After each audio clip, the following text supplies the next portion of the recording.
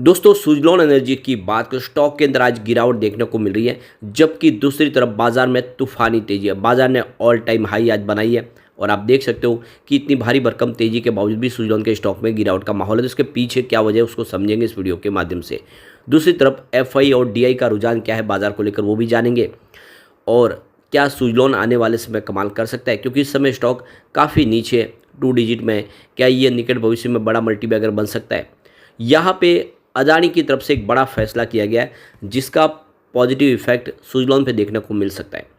तो यहाँ पे इन सारी बातों को जानने की कोशिश करेंगे और क्या इस गिरावट का फ़ायदा उठा के सुजलॉन में हमें इन्वेस्टमेंट करना चाहिए, जानेंगे इस वीडियो के माध्यम से।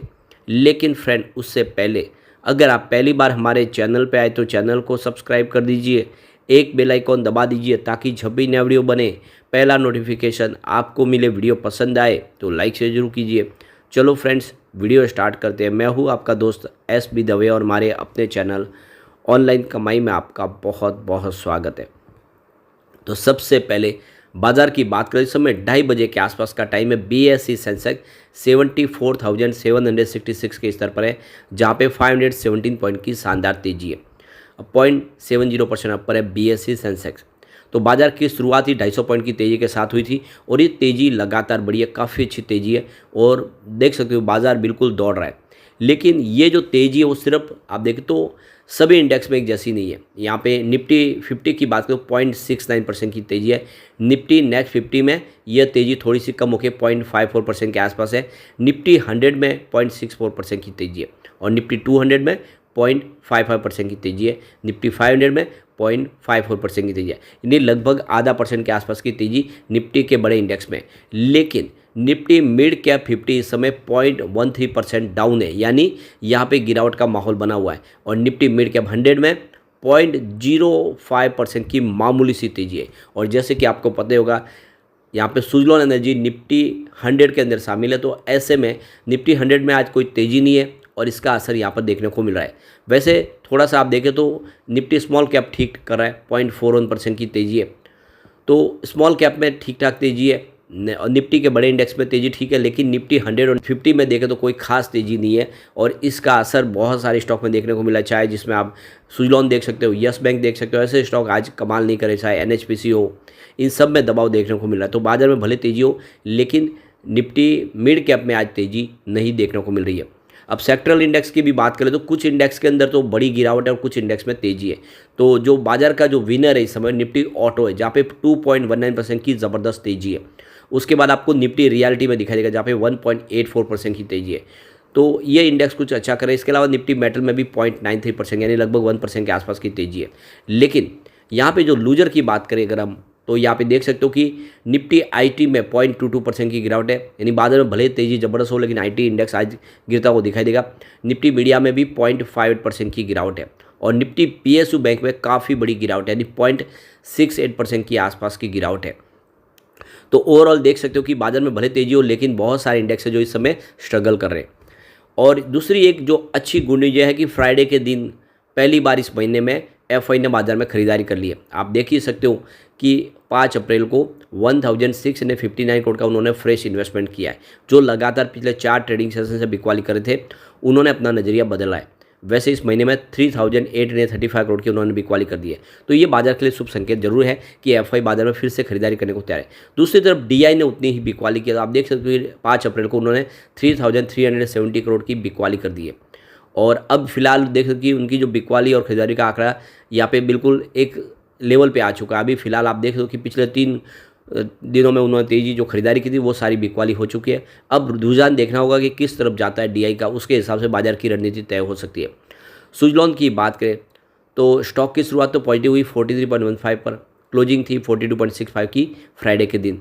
43.15 का इंट्राडे में हाई भी बना, लेकिन ऊपर के लेवल से आ गई प्रॉफिट बुकिंग और 41.50 का लो बना के इस समय 41.55 के आसपास ट्रेड करा है, जहाँ पे 2.5% की गिरावट है।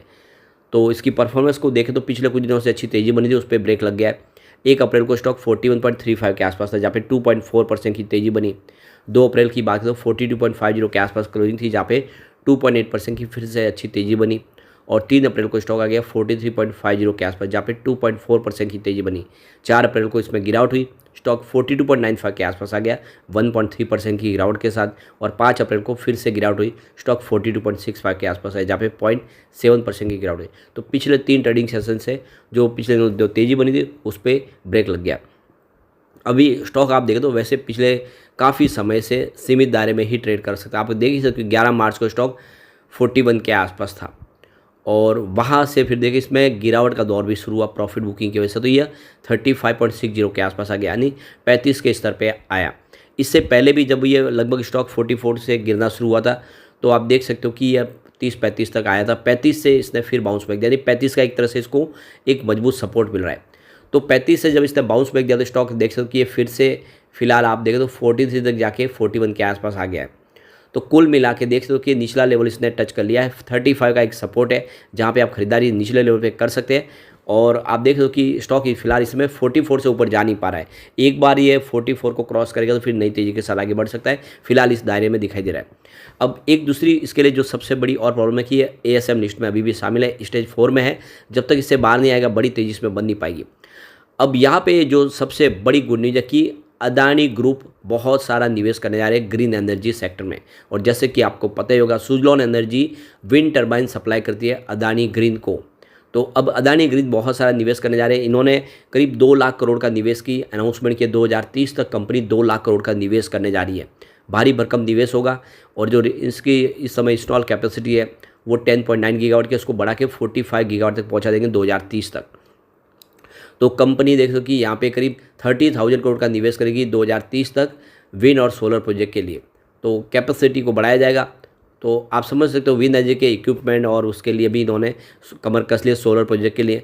तो कंपनी जिस तरह से आगे प्रोजेक्ट में बढ़ेगी तो ऐसे में जो विंड टर्बाइन सप्लाई करने का काम सुजलॉन को मिलेगा, क्योंकि इनके ऑलरेडी पहले से ही संबंध बने हुए हैं। ऐसे में कंपनी जो विंड प्रोजेक्ट करेगी उसके सारे के सारे प्रोजेक्ट कंपनी को मिल सकते हैं सुजलॉन को। यानी सुजलॉन के लिए बहुत बड़ा मौका निकल के आ रहा है अदानी ग्रुप की वजह से। और ये आने वाले समय इसके लिए एक बहुत बड़ा पॉजिटिव ट्रिगर हो सकता है।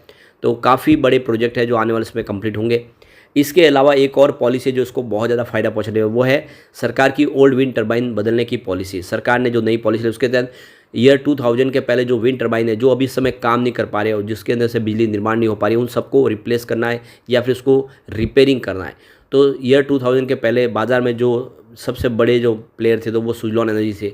सुजलॉन एनर्जी ने ही बहुत सारी ऐसी विंड टर्बाइन लगाई 2000 के पहले जो वापस रिप्लेस करनी है। तो उनके पास वो सारा अनुभव है, उनकी ही टेक्नोलॉजी है, उसको आराम से वो इजीली रिप्लेस कर पाएंगे। तो एक बहुत बड़ा मार्केट इस समय मिल रहा है सुजलॉन को ये ओल्ड विंड टर्बाइन रिप्लेस करने का, जिसकी वजह से आने वाले समय इनका रेवेन्यू ज़बरदस्त बढ़ता हुआ दिखाई देगा। तो चाहे गियर बॉक्स हो, ब्लेड्स हो, जनरेटर, जिसको बदल के उसको फिर से नया बनाना है और सुजलॉन के लिए बहुत बड़ी अपॉर्चुनिटी है। इसीलिए कह सकते हैं कि सुजलॉन को आने वाले समय बहुत सारा बेनिफिट हो सकता है। अगर आप भी लॉन्ग टर्म इन्वेस्टर तो सुजलॉन में खरीदारी करनी चाहिए। सरकार ने जिस तरह से इस सेक्टर को पूरा सपोर्ट देना शुरू किया, सरकार की तरफ से सहयोग मिला है सुजलॉन को भी, इसका बेनिफिट देखने को मिलेगा। सुजलॉन के लिए सारी की सारी बातें पॉजिटिव है। फिलहाल सिर्फ एक नेगेटिव बात है वो है इसकी प्रमोटर की होल्डिंग जो बहुत कम है, 13% के आसपास है। तो फिलहाल सुजलॉन के जो प्रमोटर हैं वो कंपनी को तेज़ी से आगे बढ़ाना चाहते हैं, कारोबार को तेज़ी से आगे लेके जाना चाहते हैं, गति प्रदान करना चाहते हैं और इसीलिए कोशिश कर रहे हैं आने वाले समय वो अपनी होल्डिंग को भी बढ़ाएंगे। जब बिजनेस बढ़ेगा और उनको भी प्रॉफिट होगा तो अपनी होल्डिंग डेफिनेटली बढ़ाएंगे। ऐसे में चिंता की कोई बात नहीं। लॉन्ग टर्म इन्वेस्टर के लिए अच्छा मौका है कि सुजलॉन में निवेश कर लिया जाए इस समय गिरावट का फ़ायदा उठा के, यानी आने वाले समय 100 हो सकता है। तो लॉन्ग टर्म इन्वेस्टर इसमें निवेश करना चाहिए। लेकिन फ्रेंड कोई भी इन्वेस्टमेंट करने से पहले अपने फाइनेंशियल एडवाइजर से बड़ा ले ले या अपना खुद का रिसर्च करें, क्योंकि मैंने वीडियो आपके एजुकेशनल पर्पज़ के लिए ही बनाए। वीडियो पसंद आए तो लाइक से जरूर कीजिए और चैनल को सब्सक्राइब कर दीजिए। Thank you friend.